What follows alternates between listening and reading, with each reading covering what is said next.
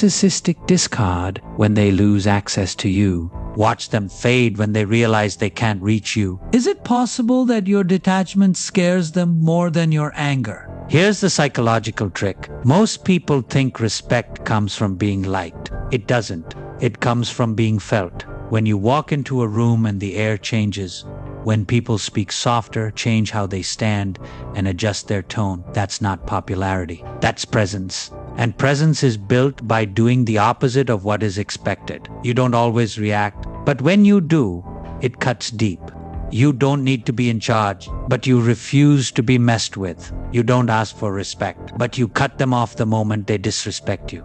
That's how your energy becomes a warning, a quiet, unspoken consequence wrapped in calm control. But there's a final big change, something few ever master. You stop reacting to disrespect as if it's personal. You start seeing it as information. This is where your mind works differently from most people. They hear an insult and feel hurt. You hear it and think, that shows their weakness. They make fun of you, and you don't even flinch because you see through it. You understand why they're being disrespectful. Insecurity, jealousy, fear.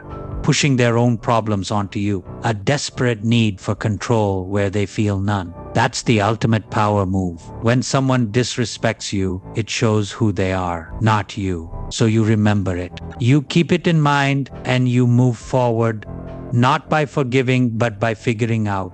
Do they still get to be in your life? Do they need to be shown up in public or dealt with privately? Do you use them to send a message to others or just let them fade away quietly? You're no longer playing emotional games. You're calling the shots. The best spot to be in is where others are afraid to cross your line, even when you're not there. That's when you've won, not when people like you. Not when they praise you, but when your absence feels as strong as your presence. The people who never get disrespected aren't always the loudest. They're the ones who made disrespect too costly. Not with anger, not with revenge, but with calm quiet. A bigger consequence than expected. And standing up for yourself without apology. You don't need to play their social games. You play the power game. When you do, everything changes. People think twice before crossing you. Their jokes change. Their words soften. How they act around you shifts because now they know you're not there to just fit in. You're here to be respected. If they can't do that, you leave them in silence. They won't get over.